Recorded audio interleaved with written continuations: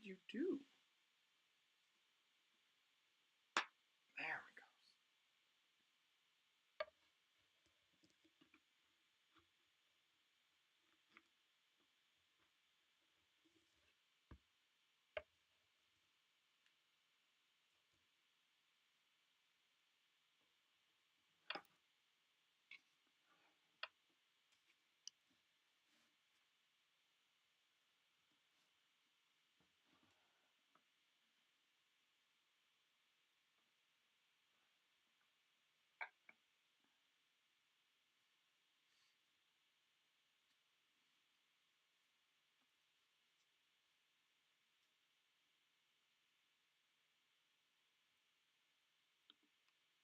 Greetings, Ranger fans. Jake here for another countdown of the top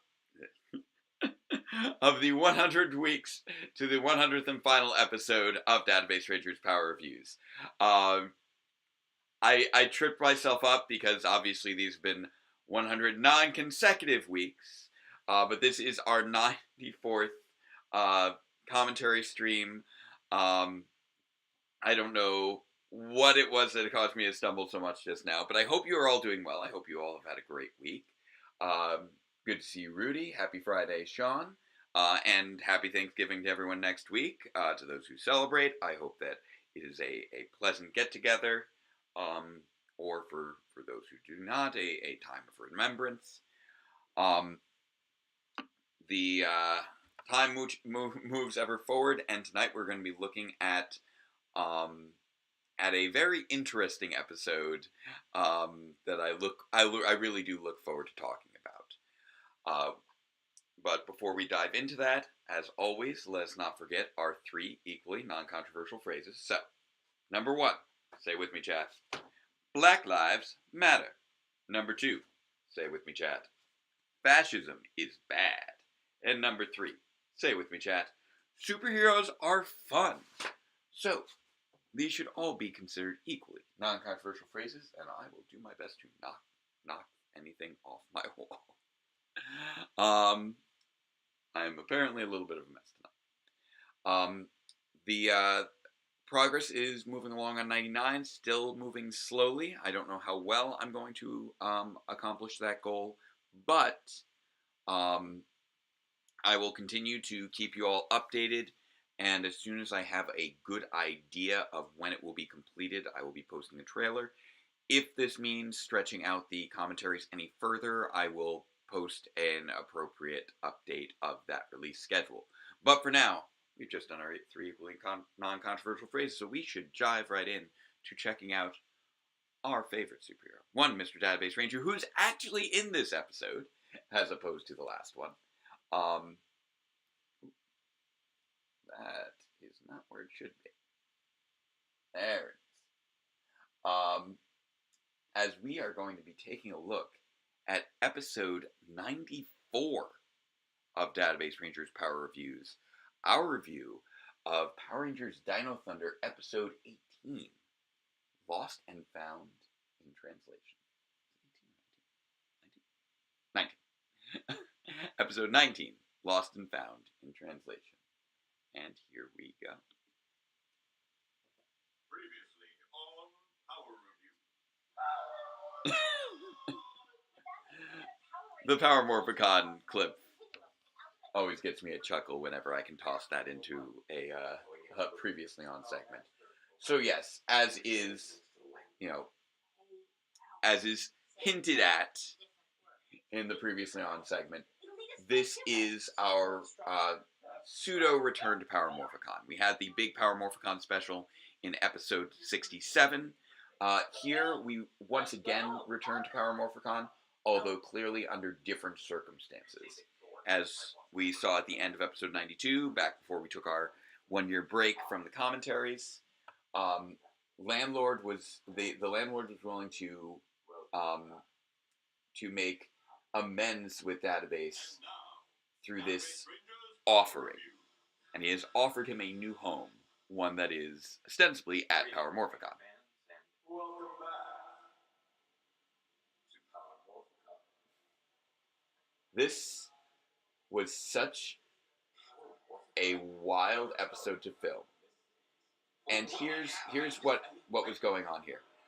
One thing I will note is that this is one of the rare cases where I'm actually wearing a black undershirt as the landlord, and this is purely because I was rapidly changing my clothes back and forth while I was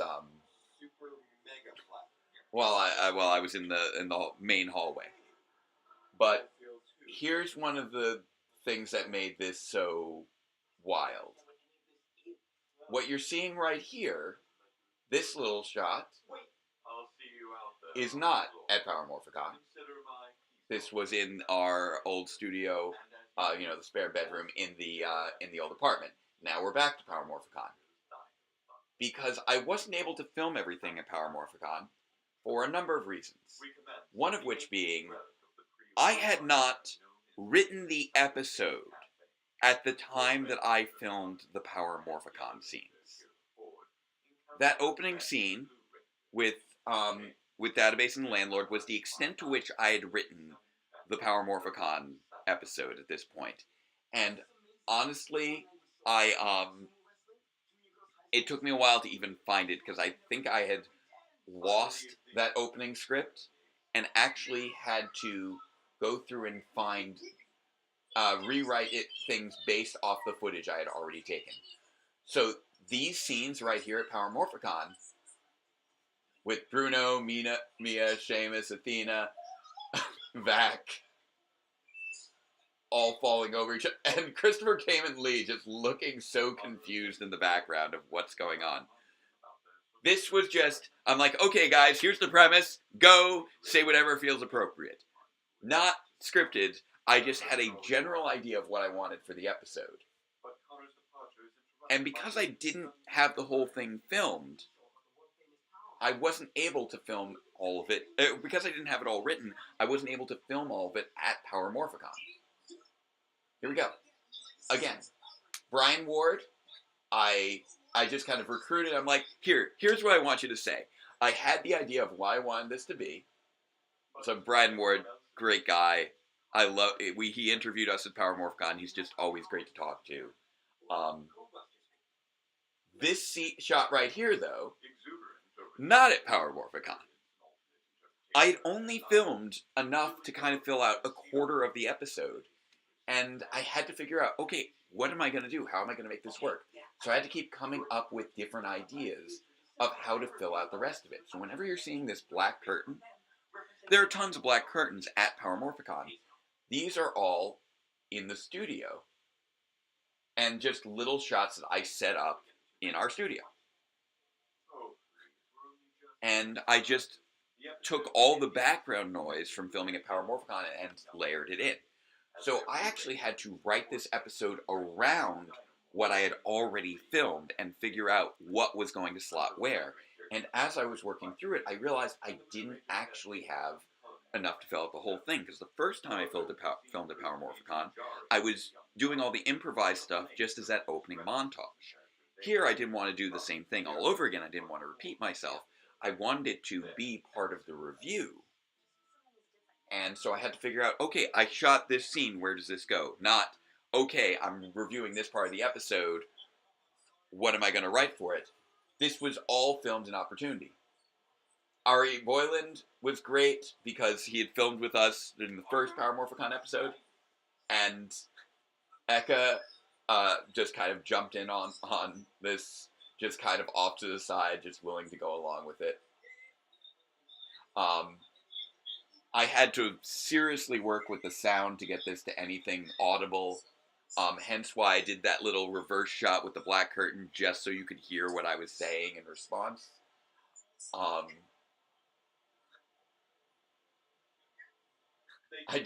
just like in this dazed confusion throughout everything. I hadn't even filmed these in any particular order. I had to assemble for myself what order should they go in the actual episode. So when it came to writing this episode, I'm like, okay, I need to write according to which actors I'm working with. Gregor Ronowitz, gotta love Gregor Ronowitz.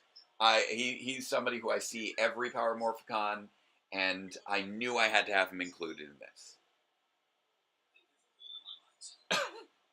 And the hole in my mind reference is a deep cut for Gregor Rodowitz.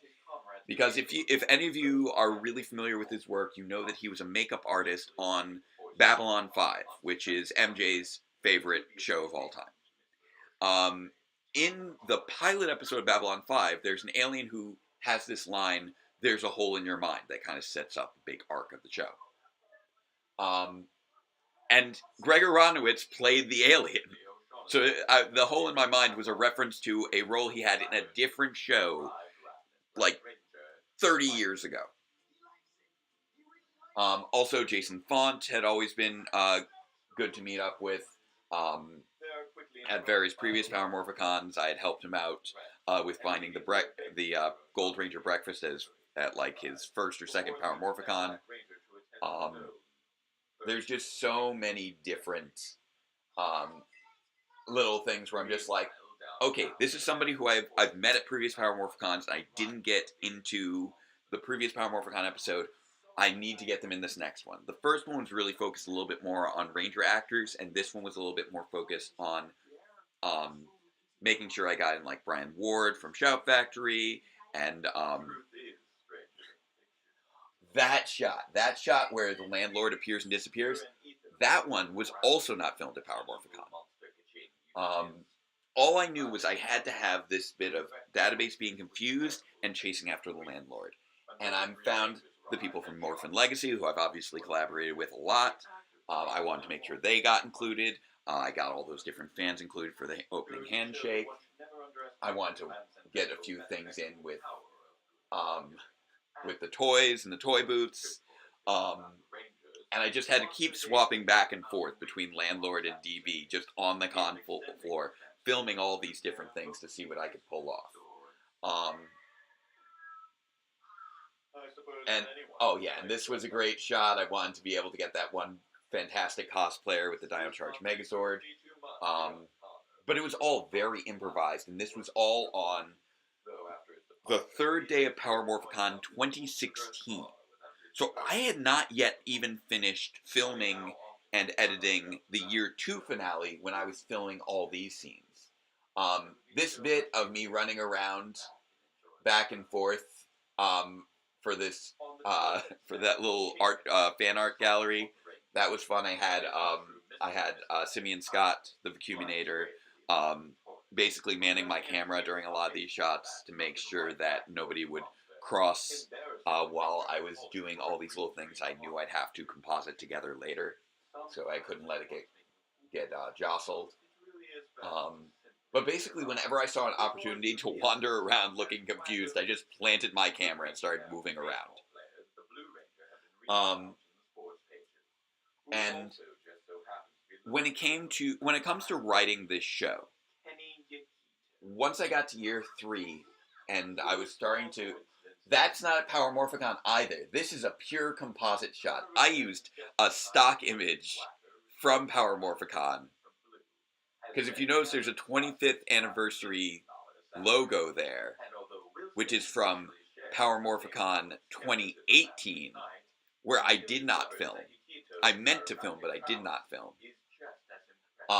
So I had to take that image, and I green screened myself into Power Morphicon with that image. Which is hilarious because that's what I'm using for the thumbnail image, because it just felt so appropriate for my confusion and the nonsense here. I'm really proud of how well it all blended together. It really is put together like a Power Rangers episode where you're just trying your best to location match. Oh, David Fielding. That was another one I knew I wanted. And I had actually been really, I'd spoken to him on a number of occasions, and I had been hoping for him to get more of a cameo appearance. But because I fell so far behind schedule, he ended up not being available.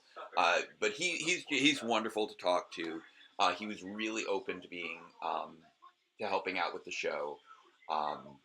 And for some later stuff, I was really hoping I'd be able to get him doing some more voice roles, but that didn't happen to pan out. He was open to it. I just didn't get the scripts to him in time. Ethan promises to allow him to appeal to the high Yes, 2016. Yeah, that wasn't even during Shattered Grid. And here we are again, not at Power Morphicon. This is back at my college that I graduated from. I had to think about where I could find an appropriate wall match. And that's where we had the shot of the landlord disappearing as well. That one was a really interesting shot because I had to film the landlord against this wall, which is off at a college, not at Power Morphicon at all. And I had to have a crowd passing in front of him. And the crowd that was passing in front of him was me.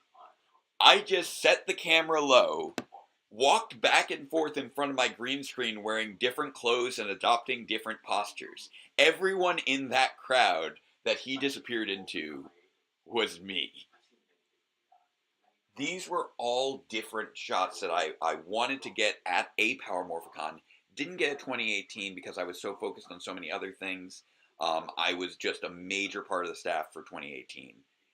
So I didn't have time for filming my stuff. And then I didn't go back for 2020 because of COVID. Or 2022, which was when this was coming out. And now we're getting these nods to all the things that happened in the time since I had intended to do this episode. So when I realized that I didn't have enough Power Morphicon footage to reasonably stretch across the entire review and have that really work for an arc, I put it all in the first half. And then I inserted this scene into the middle, as I realized I had an opportunity to do something a little new. If this was an imagined world, I could really play with that. And I could jump around to different elements of the franchise that I had not gotten a chance to touch on. Here we have a variation on MJ, and with the different hair and the reference to the 2017 movie that Database wouldn't have known about because he went into the hiatus in 2016, so he would have missed this. So these little shots were really fun to do as well. Really experimenting with the multiverse of the different aspects of the franchise. What it would look like if I was in a comic book. That image was so fun to create. I had to draw myself in the style of a comic book and then take images from the Edge of Darkness comic and try and match myself as best I could to that. So that was a great opportunity to play around with. So you can kind of see all the Power Morphicon stuff was filmed in 2016 without a script. All of this was after I had scripted it, and this is all stuff that happened way later that I hadn't even thought of when I first conceived of this episode. And here we get Dave playing Guy, playing an actor version of Guy, where he gets to be a Power Ranger, because I'm like, you know what?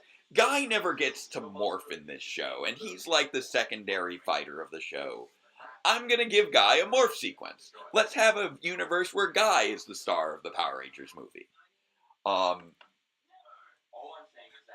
And here I get to give a nod to the toys, where I green screen myself literally onto a shelf in our apartment to talk to the Lightning Collection figures. So this was me at like 3 a.m. or whatever time it was, setting up my Lightning Collection figures in this little shelf and doing a stationary shot to composite myself in. This is me playing opposite Landlord, which is, again, me, in our living room in our old apartment. The little nod to Ranger Slayer, which, again, he wouldn't have known about in advance. These are all just really fun nods to the future of Power Rangers post the DRPR timeline, but prior to the timeline of the actual releases. So when it came to writing out year 3, as I started to Legacy Wars, I had to take Legacy War footage and then again do the little voice acting, and I'm like, okay, here's a moment where Lost and Found Translation gets a little cartoony. So this is a great opportunity for me to get into Legacy Wars. So I had to find some stock Legacy Wars footage to have that fun little fight. So yeah, me as a comic book, me as a toy, me as a video game were just really fun things that I hadn't thought of back when I started filming this episode back in 2016. All I was thinking of initially was just having that, you know, sort of, Lotus Eater machine of Power Morphicon, of it being that fake Power Morphicon. But that just was too thin a premise to fill out the rest of the episode, so I decided to have the second half of the episode be a celebration of the broader franchise beyond the television show. And then for this was also filmed at my old college, where I just found a random classroom, a little lecture hall, and I had to try and find one that looked like it would have like the soft wall backs of a convention hall setting. So I had to, I actually used, I believe, stock audio footage from when we did our first Power Morphicon episode, when people applauded when we first came in. So I think if you go back and you check this against episode 67, you'll hear the same, like, woo, as in our actual introduction before. This was also just a little interesting to film because I had to try and plan out what was the appropriate jump cuts, because I didn't feel like I could just keep a static shot for this whole thing. So I got a little bit more dynamic with my shooting for this, having those different angles of me at the lecture hall, which means that I filmed this kind of very piecemeal. I filmed everything that was straight on first, and then everything at the angle first, everything at the other angle next. And obviously that microphone's not hooked up to anything. And I just tried to use, that little echo of my voice to make it feel like I was in that convention hall setting, that I was at a panel. I had wanted to try to recreate the panel experience of episode 67, but I was never able to organize that. 2018, I was too busy running all the, doing all the guest wrangling, getting all those events going, moderating all those events. So I wasn't able to have my own panel that year. And I'm like, oh, well, I guess I'll do it in 2020. And then 2020 didn't happen. And I did not feel comfortable traveling when it did come back in 2022. As I've talked about before, I was going through a lot of stuff. Plus just time, money, and comfort with COVID were all factors. And this gets me, again, sort of discussing the idea of, gag dubs as well as commentary on existing media. So I knew for this episode, for Lost and Found Translation, I needed to go as hard on the meta as I could, because this is such a meta episode. So something that sort of, addresses the culture around Power Rangers and Power Morphicon, all the different elements of the franchise. These were all things I wanted to be playing around with. This is an episode I'm supremely proud of. This came together shockingly well, with the exception of, some sound issues. But considering how piecemeal it was, I'm genuinely shocked at how well it all came together in the end. The stuff that was filmed at Power Morphicon, the audio was from my old camera, the old camera I haven't used in years, and that camera actually died before I had a chance to write this episode. So in order to write this episode, based off the footage I had to first recover the audio, which meant ordering a replacement of the old camera that was identical to the old camera, disassembling that to remove the hard drive and replace it with the hard drive of the original camera so that I could then access the original audio and know what it was that I was saying to all these guests at Power Morphicon so I could write them into the script and actually be able to write the script. As a result, it took me a long time before I could even write this script. I do not write Power Review scripts in order of, in chronological order. I write them in order of when I'm going to need to film the scene. I was largely writing them in order for a long time, but once I hit year 3, it became very dependent upon actor availability because so many people kept moving away or wanting to retire from the show. So, like, I had to write, like, all of the... There we go. There's our closing audience. I had to write, like, all of our more Posner scenes before 2019. Our beta scenes, etc. And then this is, again, back into the studio again. The little step down is me literally stepping down off a chair or a stool or something like that. And I did my best to sort of figure out how best to light these scenes so they'd match well with what you would expect to see from the studio halls. So I tried to go for that really high lighting for that earlier shot where the landlord initially disappeared in the hallway, and I'm looking for this kind of, off-stage lighting where you can see there's a clear source for where the lighting is. It would have been focused on the stage, and we're off-stage, so that's why, part of my face is in shadow, the back of landlord's head would be in shadow, etc. Again, doing the footage matching style of Power Rangers, location matching style of Power Rangers.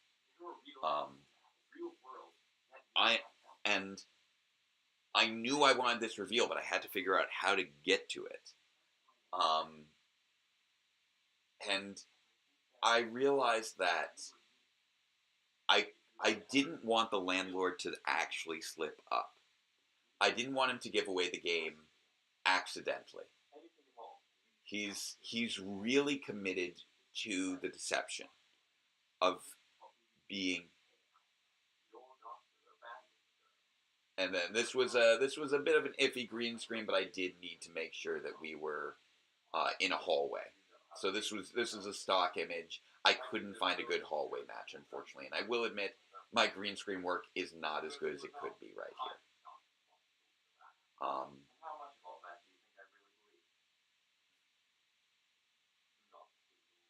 And this is just that little moment of, I know you know I know. You are not me, and you know that I know that you're not me. But I wanted to try and really lean into the idea of maybe the landlord's telling the truth. Maybe he really is Database Rangers Lost Memories. And it's not that he's actually lying. It's that he's just playing into a hard manipulation.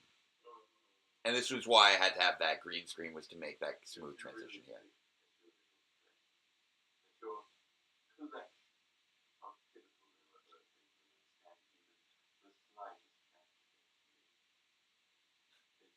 And I love to do the little glide whenever I'm being the landlord when he's moving around. He just moves a little too smoothly.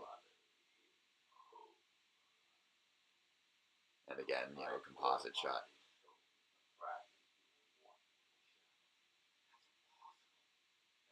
And of course, I need to have green screen in order to circle myself. And I'm just putting together all the pieces that I'd laid down up until this point for the big reveal of the episode. The reveal that we've been waiting for this whole time. That the landlord is actually Dark Spectre. Yeah, there were so many people to credit. I had to put and many more because I don't think I even got everybody's name when I was getting various fans in there.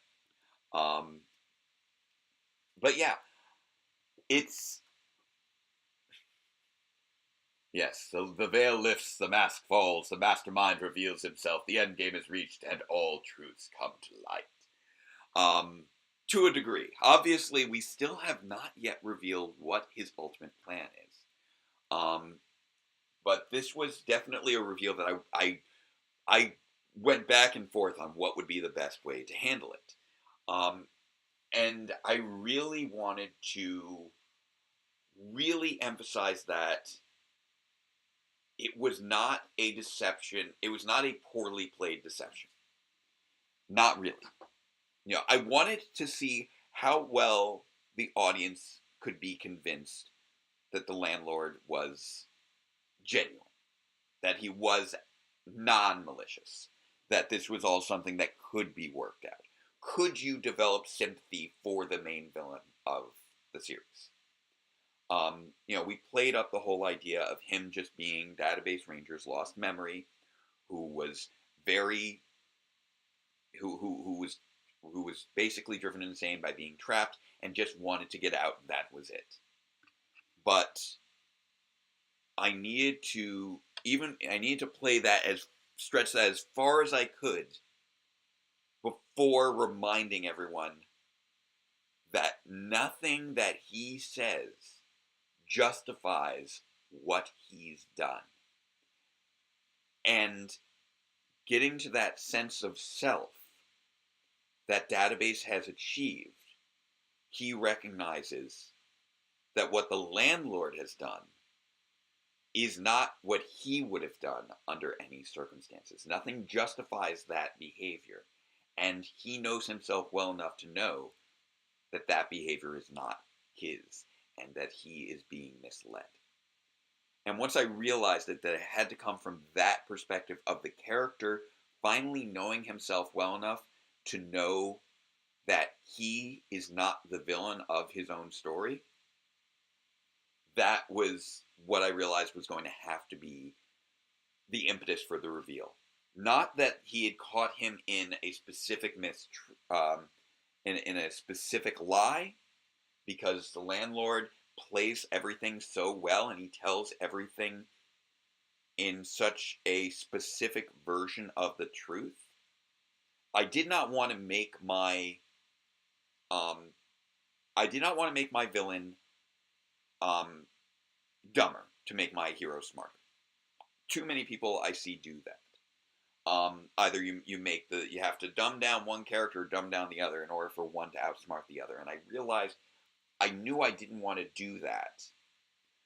So it needed to be something that came from a different kind of perspective. It was not an intelligence discrepancy. It was going to be a values discrepancy. And there needed to be a point at which the landlord realized that this track was no longer going to be the right track to continue, and he needed to switch gears from deception to intimidation. And this is the moment that he switches those gears.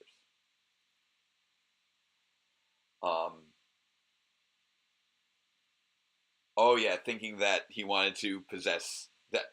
Yeah, imagine my reaction when reading Power Rangers Universe and Edge of Darkness and being like, oh wow, they actually have, in the comics, played up the Phantom Ranger as Dark Spectre's arch nemesis, basically? Like, that's wild. That they would do that just as I'm finally getting to this part in the story that I've been working on since 2012. Like that's insane. That's wild. But yes, as I kind of kept touching on, then touching on other things and coming back to other things. This episode, as I said, was written years after the Power Morphicon episode portions were filmed. Years after. Not only that, but like, I had to write things like major parts of the finale before I had a chance to write this. Because that had actors from here that were not me. And So like I had to write out the ending for the remaining footage for the Morphicons, for our beta, for the directors, etc., etc., etc. Um, and know where that was going to go so that I could film all of that crazy stuff. And so when it came to writing the Twin Trilogies, I wrote all the stuff on the ship before I wrote the stuff between Database and the Landlord. And I wrote 96 before 94 because that was going to be where the plot lines reconverged. So 94 was arguably one of the last episodes that I actually sat down to write. There's still scenes from other episodes that I would write later, and there may be one scene left for the final episode that I still need to finish writing. But this episode was filmed. This episode not only was written after all those, it was written after I released 93. This episode was released in August, August 28th of 2021. And I started writing it at the beginning of that month. Out of all the things that I've been doing with year 3 for like the past 5 years, this was like the one episode that actually had like a 1-month turnaround. And I did so much crazy stuff with it. I had like this light bulb. So I had ordered the camera to recover the audio footage. I was looking over what I had and realizing that it wasn't going to work for the overall idea that I had for the episode. And then I had the light bulb flip of, what if he just goes into other parts of the franchise? I got all this other stuff I never have a chance to talk about. This would be the episode to talk about it. Let's do that. And once that light bulb went off, then I could finish writing the episode. So I finally was able to sit down and write it like the first week of August. Then I ran around filming all these things at the college and in the studio, setting up this mimic, these recreations of PMC 2016, inserting myself into stuff from 2018, creating this thing that was sort of a merge of these different Power Morphicons that I had either attended or not attended, or attended and not been able to film at. And I did that all in a month. And oh my goodness, just the thought of being able to produce an episode in a month, I can't tell you how much I wish that I could do that with some of the stuff I've been doing these last few years. I was talking about how piecemeal 93 was just before this. 95, just as piecemeal. There was all this stuff filmed both before and after COVID hit. I was trying so hard to coordinate between actors that had no shared availabilities. And then this episode, because it was just me, myself, and I in a fantastical scenario, I just went wild. And it was just such a rejuvenating experience after, the difficulties that I encountered trying to make things work with the other actors. And that's not to say that I didn't enjoy working with the other actors. It's really just a matter of scheduling being difficult. There's so many cases where working with other actors does make things easier. Fight scenes, for example. It is incredibly difficult to try and do these solo fight scenes where I have to be playing against myself. But for something like this, where it's a conversation between me and myself and I can jump around between different settings, that's great. And then, of course, I still got MJ and Dave in there with these little cameo roles. These don't feature their usual characters, because their characters' faces are never seen during this side of the Twin Trilogy, just like Database isn't seen during their side of the Twin Trilogy. But I still want to have some acknowledgement of the two people who do get the main special thanks at the end of every episode, and that's MJ and Dave, because those two are the two who have been the biggest supportive elements of this show.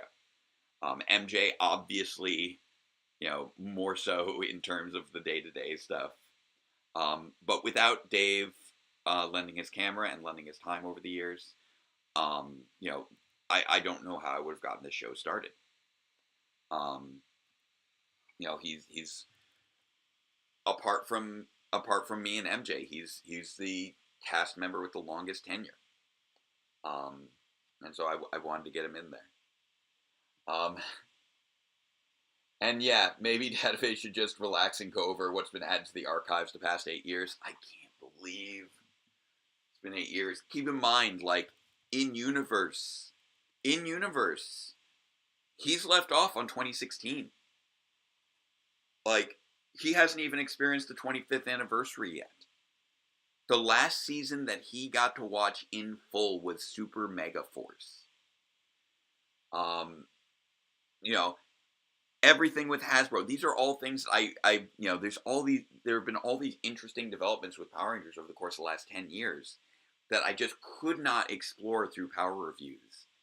And this episode was just such a fun way to get to do that. And I had to do so much creative problem solving. And I was just like, I got like a little weirdly introspective while filming this too. Because unlike a lot of other stuff that we filmed at the college, it was just me. This wasn't me filming with Alphabet Soup agents or with MJ and Dave. This was just me filming as if I was talking to other people.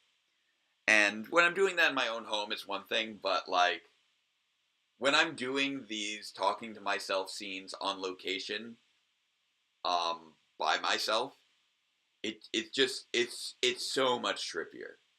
I haven't really, I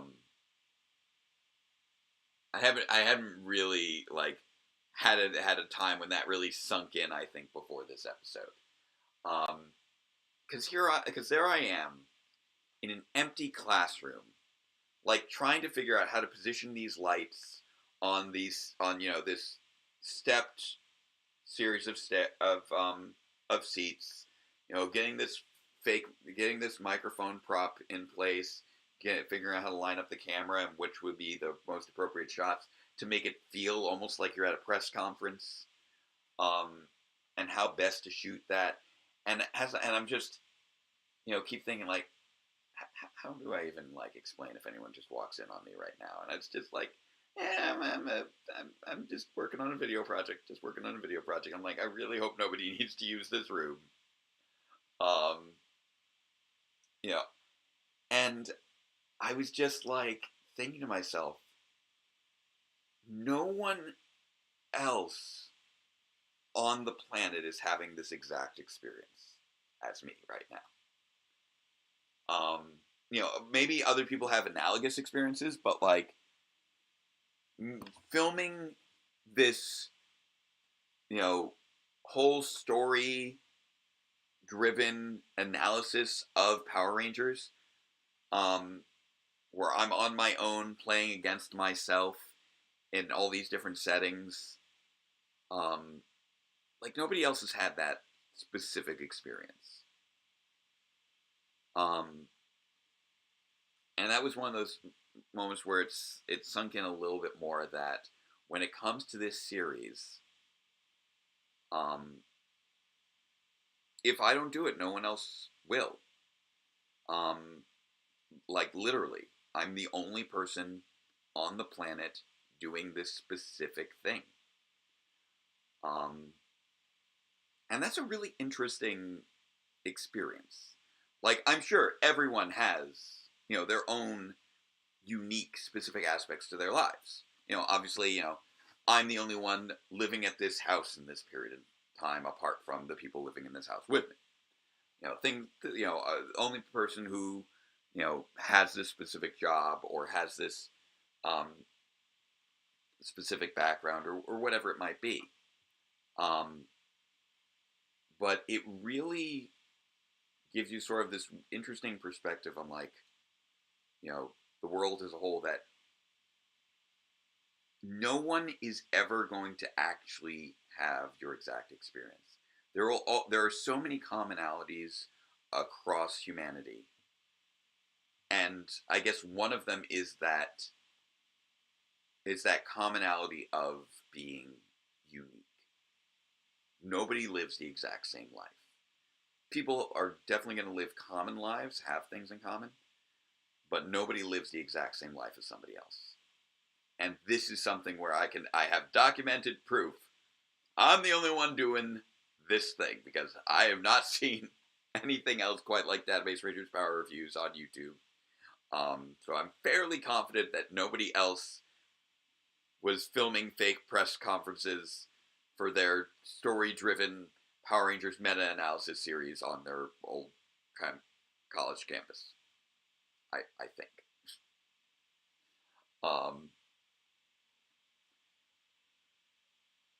Yeah.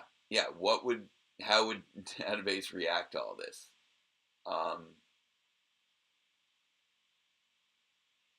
What was the point of finishing off the last 20 classic episodes? Like, when I first wrote this, the idea was that each year of the series would take a year. I deliberately went with the classic 20 episodes because I did not think that Dino Charge would be done by the time I finished the series. Wow. And also, like, I wanted to acknowledge the history of the franchise. I really did. But it is a shame that these other historical episodes that have happened since Database does not get a chance to really explore and talk about. Maybe one day I might figure out some way to revisit the character. But this is going to be the swan song, these final 2 episodes.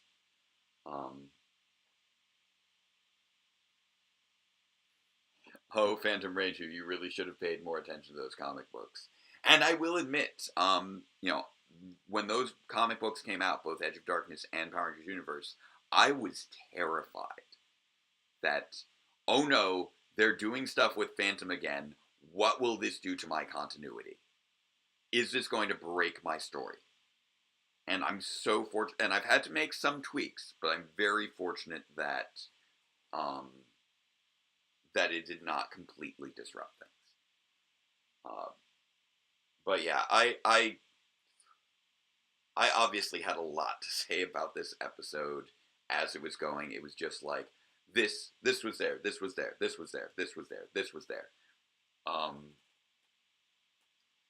So many different things went into creating the effect of this actually all being a Power Morphicon, or at least the first half of it. And I realized I couldn't keep up the illusion of being Power Morphicon for that entire for that entire review, so I knew I had to do something to flesh it out. So I was originally just going to keep on the whole, fake world premise, but as the show has evolved over the course of the last several years, it didn't make sense to me for it to be such a simple premise episode. Because so many episodes, at this stage, aren't really simple premise episodes anymore. I used to have like a framing device for an episode, and that could continue through the whole review chunk, and then we have further story development. But by this point, where we're well into the 90s, like, we have frequently some sort of mid-episode twist where things go in a different direction. With 93 in the last week, that was less of a twist and more of a series of different scenes that came together to create an overall emotional effect of escalation. Whereas here, it was really more each. I've had that sort of escalation right smack in the middle, where I felt like something needs to, go bigger. I need to go bigger. Um, and, excuse me.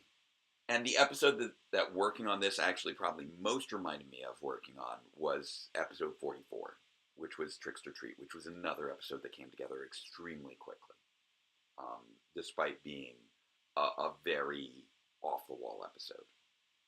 This one really reminded me of what it was like to work on Trickster Treat, where it's just like, okay, now I'm going to film this wacky thing, now I'm going to film that wacky thing, now I'm going to film that wacky thing, and they are moments and scenes that are in isolation and that I don't need to worry about, like all these transition shots and these exchanges. 35, also a good example, although that one did have a big concluding fight scene at the end. All those little bits of me like sticking my head out different places all around the college, similar vibes. Although I didn't have any dialogue when I was filming those shots, and I was still a little bit more actively on the college campus at that point. Whereas this episode with 94 was the first episode that I'd filmed at the college really since 83. So like 11 episodes had gone by before I was filming at the college again, really. Oh wait, no, 87 did have some shots there, but still, it had been a couple years. And it was post-COVID. I hadn't been back at the college in like 2 or 3 years at this point. I think, and even 87, I was still filming with other people. It didn't have that same, solo experience. And I've since filmed a little bit of other stuff there as well. But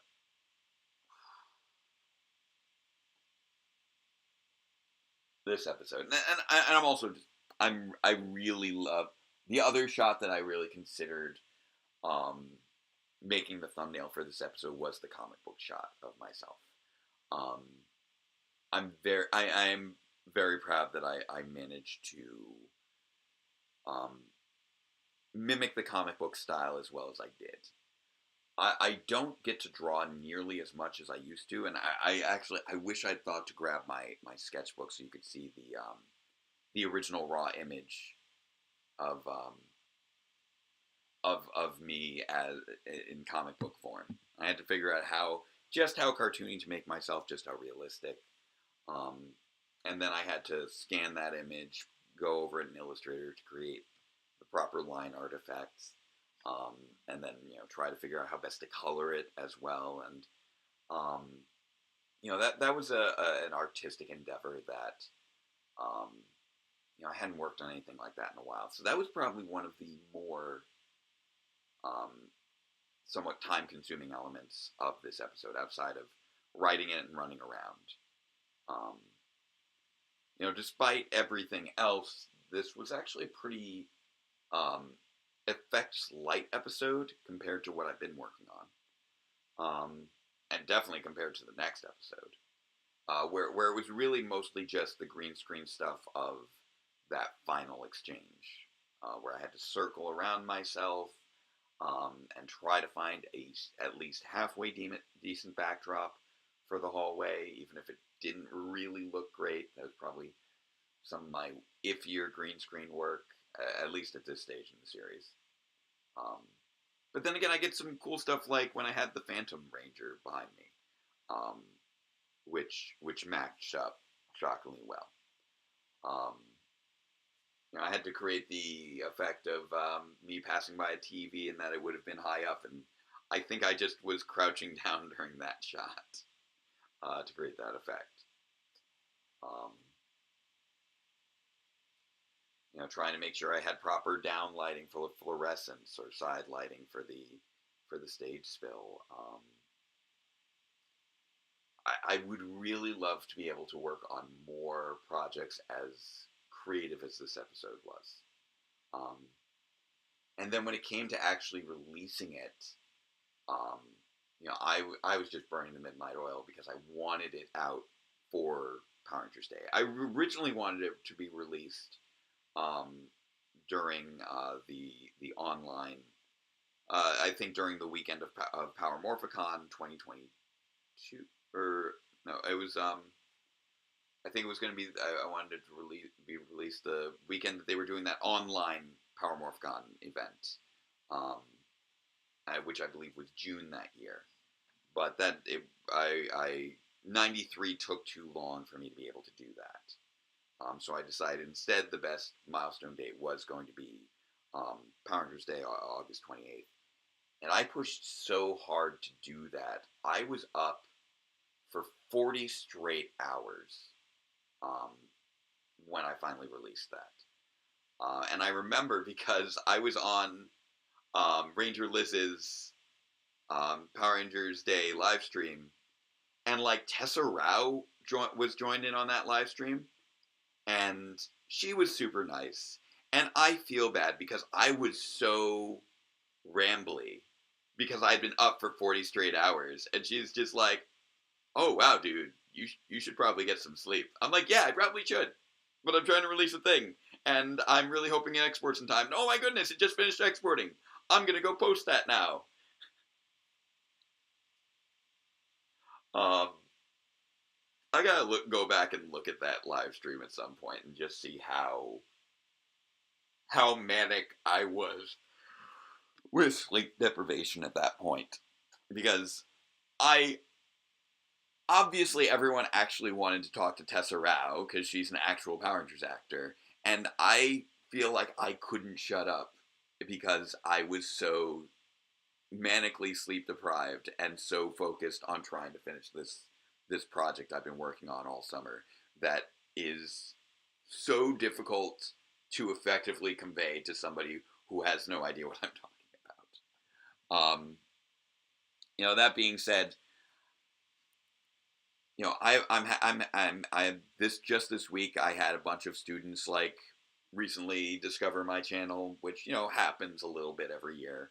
There's always up some point in the year where there's like a handful of students who are all like, "Hey, Mr. Brody, I just subscribe to your channel." I'm like, "Okay, thank you very much."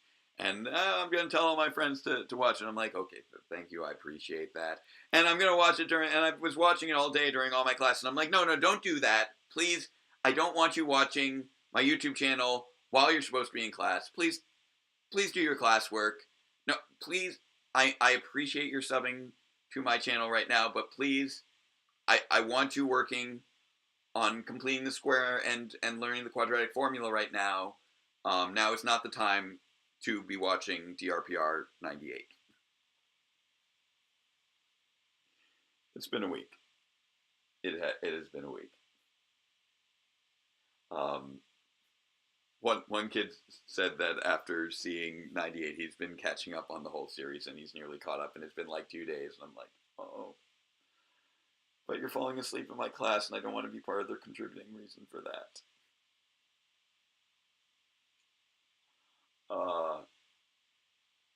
Speaking of sleep deprivation, I am tired, and I have more things to film. 99, I'm doing my best to continue working to finish filming it. Yeah, I know.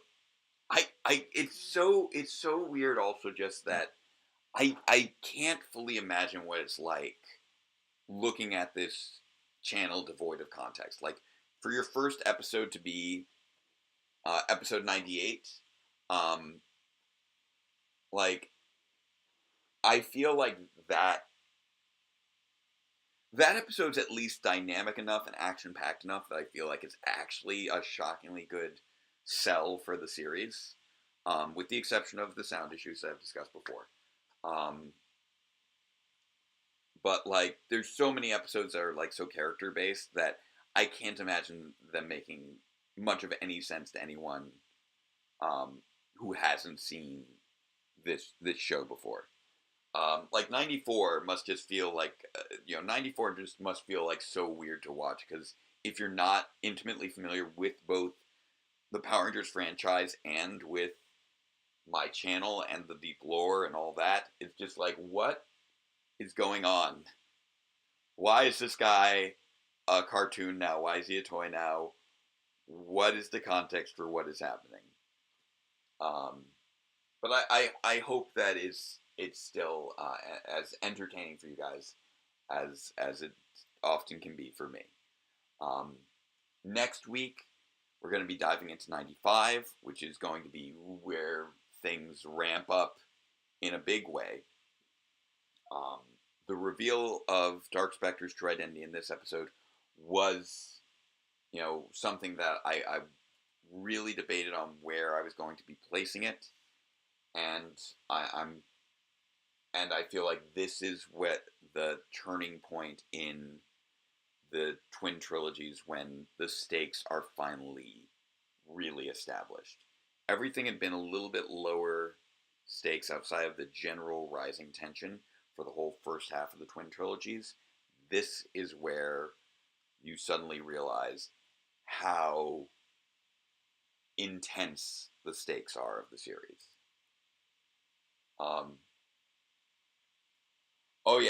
Starting with episode 51 or Legendary Battle. That's again, both those episodes are basically season finales.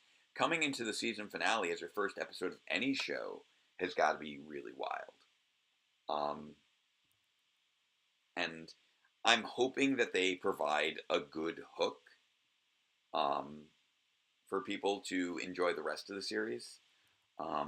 It looks like at least it was a decent enough hook to keep you in here.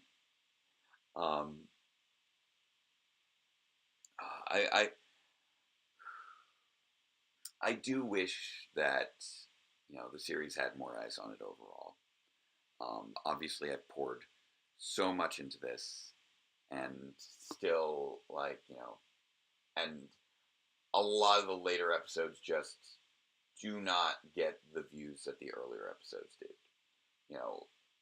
Like the earlier episodes, I was getting thousands of views semi-regularly. This one, barely 1,000. And it's that's rough, and I really am just trying to